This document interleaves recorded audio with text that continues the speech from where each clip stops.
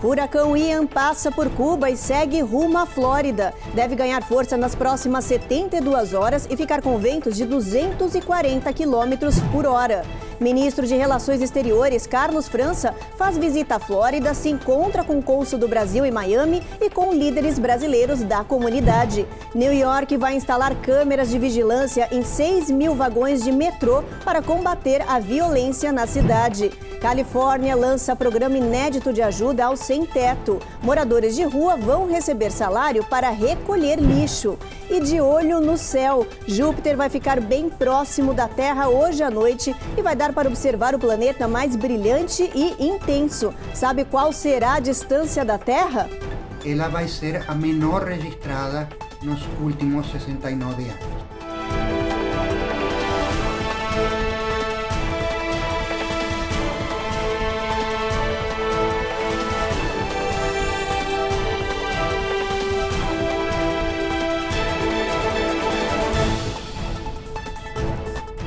Boa noite.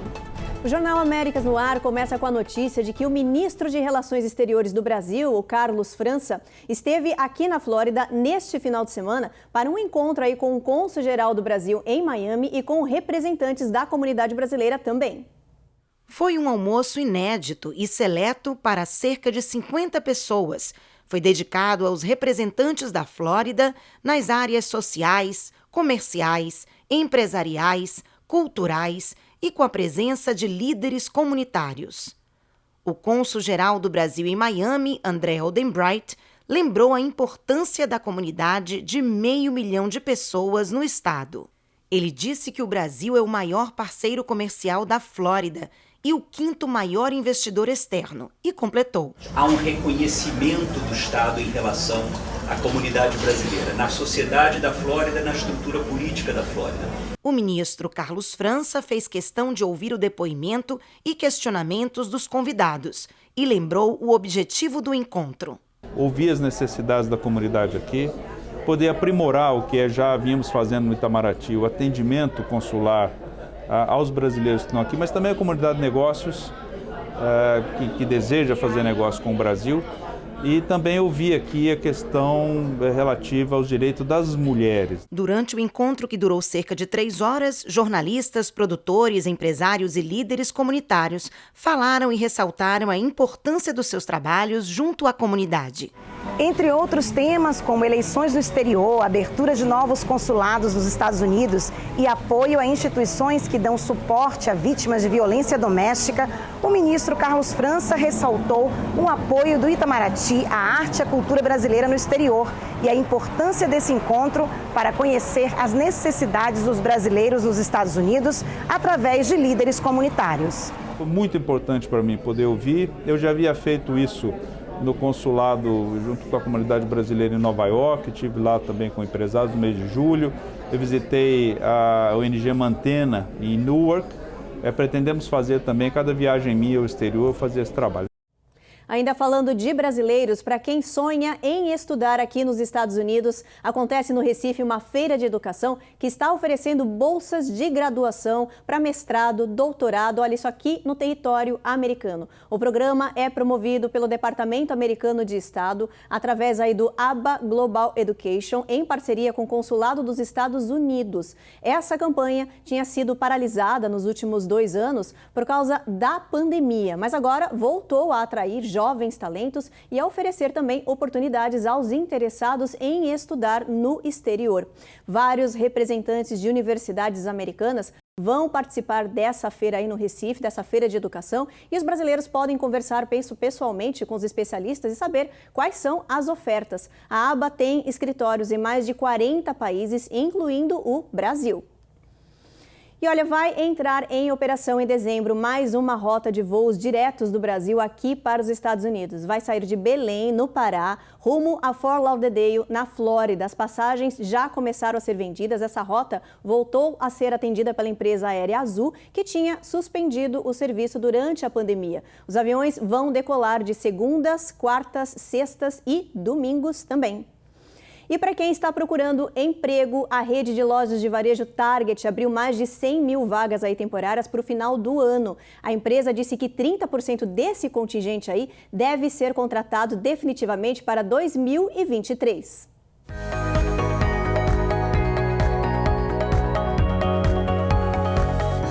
Target anunciou que planeja iniciar as promoções de vendas de final de ano mais cedo e, por isso, já está contratando funcionários. Eles vão lançar uma campanha de ofertas chamada Deal Days a partir do dia 6 de outubro, que deve durar até o dia 24 de dezembro. As vagas são em diversos setores, desde vendedores em lojas até nas operações de cadeias de suprimento. A Walmart e a Amazon também anunciaram na semana passada contratações antecipadas para as festas de final de ano e promoções semelhantes para atrair clientes. Pela primeira vez, os varejistas estão lidando com uma menor demanda dos consumidores por causa da alta inflação.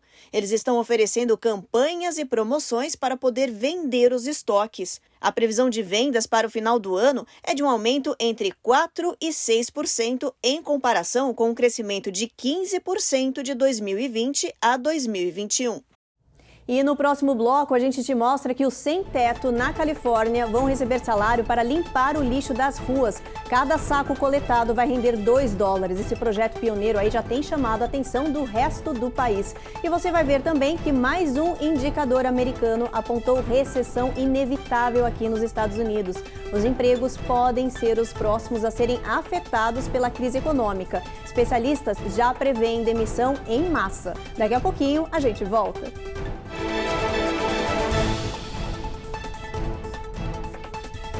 Américas no ar. Oferecimento Automate Car Solutions. Excelência na compra do seu carro é o nosso compromisso. Rejub Chef. Melhore agora sua qualidade de vida.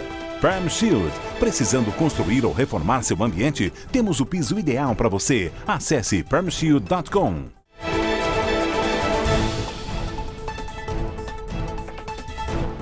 Já voltamos e para falar que a Califórnia lançou um programa social inédito para ajudar os sem-teto. Eles vão receber salário para limpar o lixo das ruas. Cada saco coletado vai render $2. A Eloá Orazen tem todos os detalhes dessa história aí pra gente.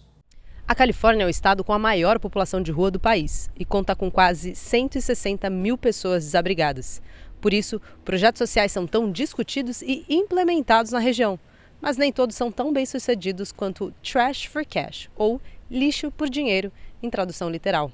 Basicamente, a ideia é remunerar moradores de rua por seu trabalho de limpeza. A iniciativa é responsabilidade de uma ONG de San Diego, chamada Lucky Duck Foundation, que bancou o projeto que dá $2 para cada saco de lixo coletado por um morador de rua. O sucesso deste projeto é facilmente mensurável. Durante a fase piloto do programa, que durou aí pouco mais de um mês, os participantes coletaram quase 45 toneladas de lixo. Beneficiando a sociedade e os participantes, essa iniciativa está de volta graças à mesma ONG. A ideia é manter até o final do ano o cronograma de encontro, que acontece 2 vezes na semana, às segundas e quintas-feiras. Eu acredito que essa iniciativa é uma ótima iniciativa, né? Lembrando que as pessoas em situação de rua, elas só precisam de um incentivo, né? E mesmo que seja um baixo incentivo, porque é um projeto piloto, né? E eles estão vendo resultado, né? Eu acredito que seja, né, uma forma da pessoa ter um pouco mais de dignidade, né? Esse valor do lixo, né, arrecadado, esse valor que a pessoa recebe, né, em troca, pode servir para auxiliá-lo na compra de alimentação, ou então, né, ajudá-lo a pagar pela limpeza, né, e tomar um banho de chuveiro, né? Então, eu acredito que seja uma boa iniciativa, sim.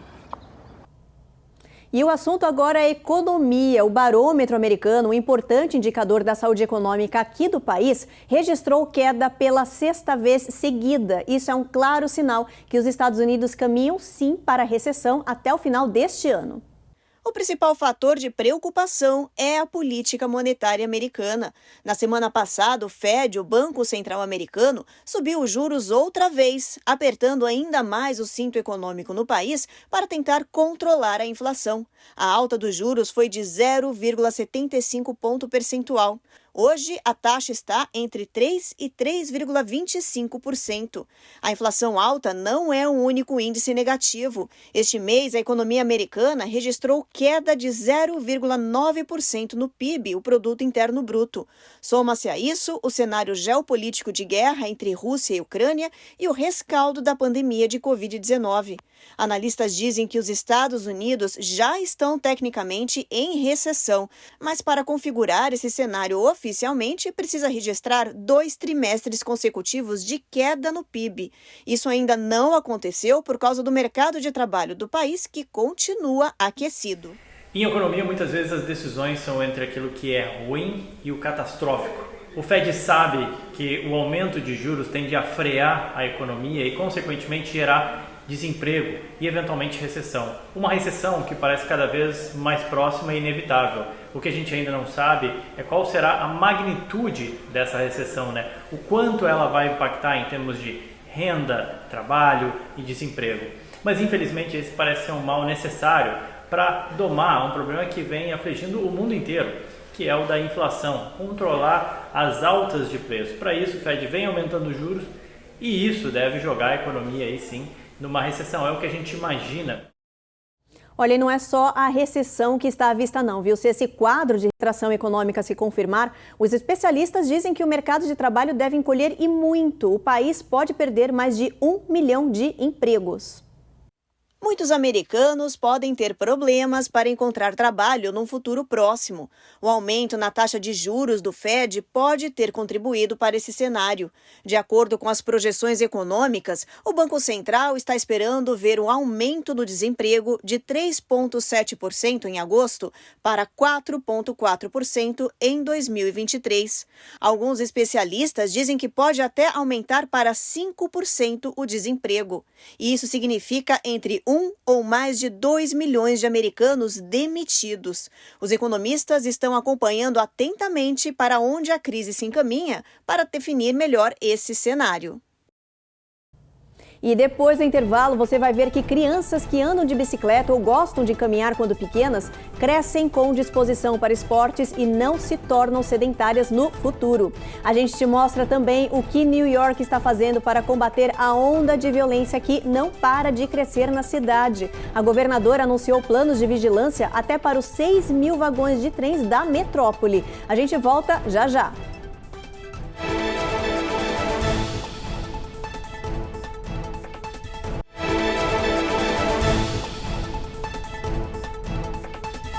Já estamos de volta e um novo estudo apontou que crianças que são ativas, que gostam de caminhar ou andar de bicicleta quando são pequenas, crescem com a mesma disposição por esportes quando adultas. Elas não se tornam sedentárias. Os cientistas rastrearam os hábitos do dia a dia de estudantes de 587 famílias em New Jersey.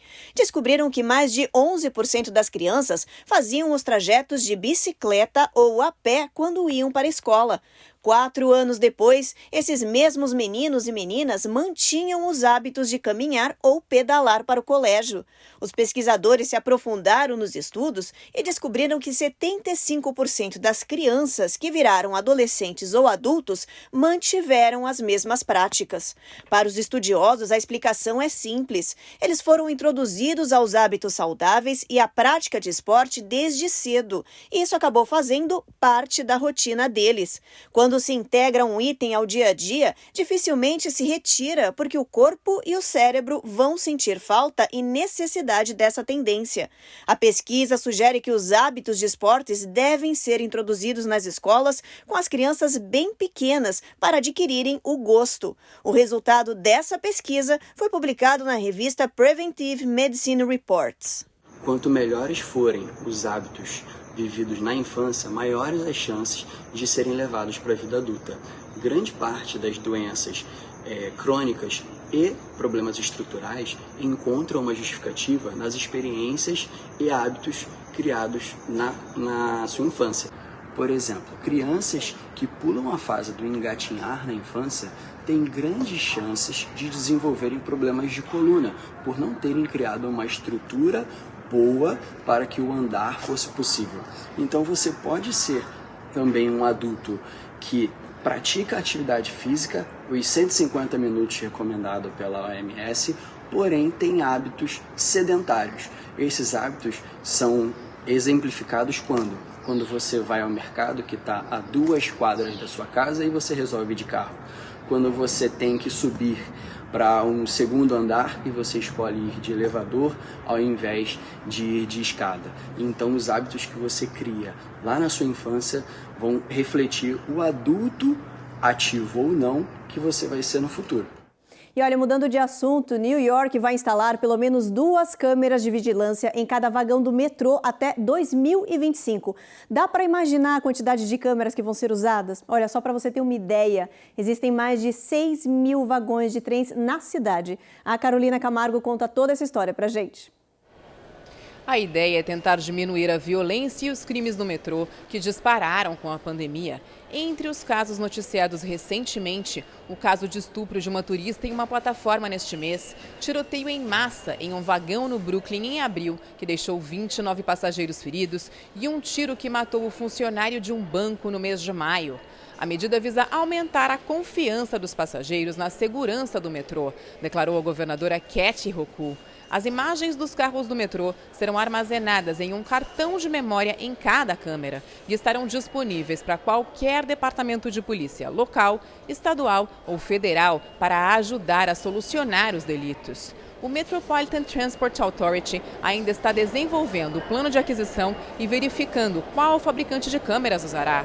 Como parte de um programa piloto, algumas estações e vagões do metrô de New York City já possuem equipamentos de vigilância.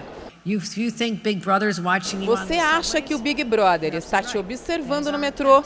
Você está absolutamente correto. Essa é a nossa intenção, divulgar a mensagem de que teremos vigilância das atividades nos trens do metrô e isso dará às pessoas uma grande tranquilidade, afirmou Hochul. Outros sistemas de transporte do país já usam câmeras de vigilância, como o Bay Area Rapid Transit, na região de São Francisco, e o metrô de Washington, D.C. No entanto, o projeto de New York será a maior iniciativa desse tipo nos Estados Unidos, abrangendo 6.355 vagões em 472 estações. 2 câmeras serão instaladas por carro. O custo do projeto é de $5,5 milhões. A iniciativa depende de verbas do estado de New York e do Departamento de Homeland Security. No próximo bloco, você vai ver tudo sobre o furacão Ian, que está se aproximando de Cuba agora à noite. Vai ver a rota que essa tempestade está seguindo e como a população está se preparando para esse potente mau tempo. E vai ver também que hoje à noite vai dar para observar o planeta Júpiter no céu com clareza. É a primeira vez que ele vai ficar tão próximo da Terra em quase 6 décadas. A gente volta daqui a pouquinho.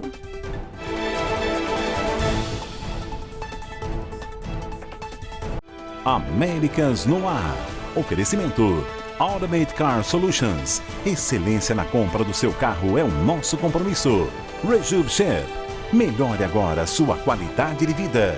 Perm Shield. Precisando construir ou reformar seu ambiente? Temos o piso ideal para você. Acesse permshield.com.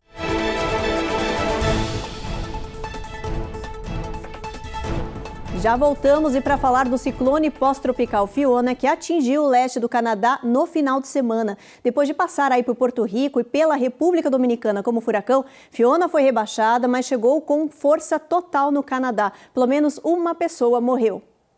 Fiona chegou com ventos de 130 km por hora e chuva intensa no sábado. A costa leste da Nova Escócia, condados vizinhos e o sudoeste da ilha de Terra Nova receberam o impacto do mau tempo. O mar ficou tão violento que invadiu a terra com ondas de mais de 12 metros de altura. A tempestade arrastou casas e deixou muita destruição, além de árvores arrancadas e carros empilhados. O cenário parecia de guerra. 500 mil mil moradias ficaram sem energia e água. Antes de chegar ao Canadá, Fiona passou pelo Caribe, provocando inundações e destruição também em Porto Rico e República Dominicana. 6 pessoas morreram.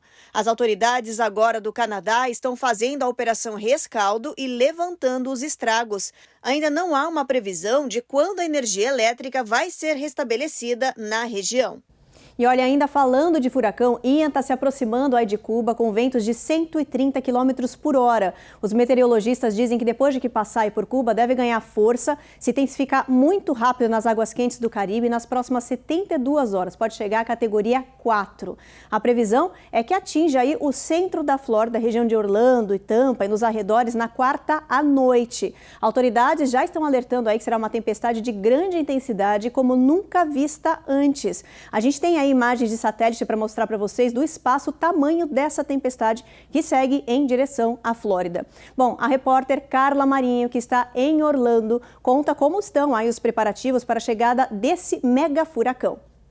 Água, bateria, lanterna e muita comida enlatada. Proteína, molho de tomate, milho ali, né, que é carboidrato, tem mais um pouco ali de papel higiênico, snacks, coisa pra gente conseguir se virar aí, né, nessa semana. O estoque é na casa da brasileira Jéssica Mello. Esse é o primeiro alerta de furacão que ela experimenta com a família desde que chegou na Flórida este ano. Não só o primeiro alerta morando aqui, mas também em viagem mesmo. Mesmo em viagem, nós nunca passamos por nenhum tipo de situação nem parecida, né, nem semelhante a essa.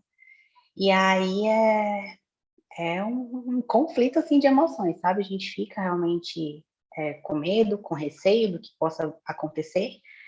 Tanto eu como meu marido trabalhamos em home office, então nós precisamos de internet e energia para dar conta dos nossos afazeres, né, com o Brasil. E aí, que essa incerteza de se vai ter energia, se não vai, se vai passar por aqui, se não vai, se vai ter que ir para abrigo, se não vai, se sai do estado, se não vai, isso tudo é uma baita de uma confusão. Então, nós decidimos ter o mínimo, né, necessário caso alguma coisa aconteça. Como a Jéssica, os floridianos correram para os supermercados e lojas de material de construção durante o fim de semana para se preparar para a chegada da tempestade tropical Ian, que tem previsão de entrar na região costeira do estado com força de furacão categoria 4. Na maior parte dos supermercados da Flórida, muita fila e prateleiras vazias, principalmente na área reservada à água mineral. A reposição da mercadoria está sendo feita diariamente, mas acaba rápido. Neste mercado de atacado, na cidade de Kissimmee, a fila para chegar até a área reservada de água era grande e a quantidade limitada, apenas 3 fardos por pessoa. No domingo, em diversas cidades da região, foram distribuídos sacos de areia para ajudar a conter o avanço da água dentro de casa. Nas lojas de material de construção, a procura era por madeira para proteger portas e janelas. Nos postos de combustível, mais fila para abastecer o carro. O governador da Flórida ampliou o alerta de emergência no sábado para incluir todos os 67 condados do estado. O presidente Joe Biden declarou emergência para a Flórida e ordenou assistência federal para completar os esforços de resposta. No domingo, DeSantis, em coletiva com a imprensa, disse que é melhor estar preparado e não ter que usar esses preparativos. Ele anunciou que 2.500 guardas nacionais estarão a postos para dar apoio durante a passagem da tempestade. As autoridades da Flórida, principalmente das cidades de Miami, Fort Lauderdale e Tampa, estão pedindo aos floridianos que preparem as casas para reduzir os riscos de danos causados pela tempestade. E a gente tem um checklistzinho mínimo que a gente está seguindo. Falta pouca coisa, está faltando colocar toda a documentação, uma quantia em dinheiro dentro de uma bolsa plástica para qualquer eventualidade, separar ali umas mudas de roupa, já deixar de stand-by. Está faltando desmontar o pula-pula da minha filha que está aqui fora, então tem que desmontar o pula-pula, colocar para dentro de casa. Tem algumas coisas da garagem que a gente precisa tirar para deixar espaço, porque a zona da casa mais segura é a garagem, então eventualmente precisar, né? Ir para um local seguro é a garagem, então precisa ali abraçar o carro e a gente de forma confortável. E fora isso, eu acho que é É só, rezar, exatamente, rezar e esperar as novas atualizações, as novas orientações mesmo. Eles informaram que qualquer ordem de evacuação será anunciada com pelo menos 72 horas de antecedência. Algumas universidades já emitiram essas ordens de saída obrigatória. Aulas também foram canceladas. Preocupante aí essa tempestade. Vocês viram na matéria que as pessoas estão se preparando bem. Bom, a gente vai continuar aí seguindo a rota do Ian, vai trazer as notícias para vocês. Vamos ver como é que vai estar a temperatura amanhã, o clima em todo o país? Olha, Boston, sol forte, máxima de 71. Nova York, tempo encoberto. Washington também tempo encoberto, máxima de 72, mínima de 51. Orlando e Miami, claro, na Flórida, chuva, mínima de 75, máxima de 83. Dallas, sol forte, máxima de 88. Houston também, sol forte, máxima de 88, a mesma temperatura. Em Seattle, Washington, tem sol aí, máxima de 76, mínima de 56 graus Fahrenheit. São Francisco, tempo encoberto. Los Angeles, sol forte, máxima de 95. E Las Vegas, sol forte também, máxima de 97, mínima de 73. E antes de encerrar o jornal, a gente tem uma dica boa para hoje à noite. Vai dar para observar aí o planeta Júpiter no céu com clareza. É a primeira vez que ele vai ficar tão próximo da Terra em quase 6 décadas. Não tem como errar, gente. Basta olhar aí para o céu, ver a estrela maior, mais brilhante, com certeza vai ser Júpiter, e ao redor dela vão estar algumas luas. Os especialistas dizem que vai dar para ver a olho nu, mas quem tiver um telescópio vai poder aproveitar melhor esse espetáculo e ver detalhes do planeta gasoso. Esse fenômeno é considerado um espetáculo único. A gente conversou com um astrônomo para entender aí por que está acontecendo essa aproximação de Júpiter com a Terra justamente agora. Olha só o que ele falou. O que vai acontecer hoje é que Júpiter vai se encontrar em uma configuração com a Terra, que é o que se conhece como oposição, que é basicamente quando a Terra e o planeta que está sendo observado estão alinhados do mesmo lado do Sol, né? E o fenômeno se chama de oposição porque, visto da Terra, Júpiter está na direção do céu diametralmente oposta à direção do Sol. A oposição é a configuração ideal para se observar o planeta porque é o momento em que o planeta está mais próximo da Terra, né? No caso de Júpiter, por exemplo, a oposição se repete mais ou menos a cada 13 meses, né? Mas o que acontece? Como as órbitas da Terra e de Júpiter não são círculos perfeitos, elas são elipses, né? Então, a distância na oposição, que já de por si é pequena, acontece que ela às vezes é um pouquinho menor e às vezes é um pouquinho maior. Então, o que está acontecendo nesta segunda-feira é precisamente que essa distância de oposição, que já é pequena de por si, ela vai ser a menor registrada nos últimos 69 anos. Claro que esse show aí, Júpiter, que a gente vai poder observar no céu, é para as regiões que não estão sob ameaça aí do furacão. Essa região aqui da Flórida, de toda a costa, tá sob chuva intensa, então não vai dar para observar aqui. Bom, Jornal Américas no ar termina aqui. A gente espera vocês então amanhã às 7h30 da noite. Você já sabe, a gente chega depois do Cidade Alerta. Você fica agora então com mais um episódio da 4ª temporada da série Reis. Boa noite.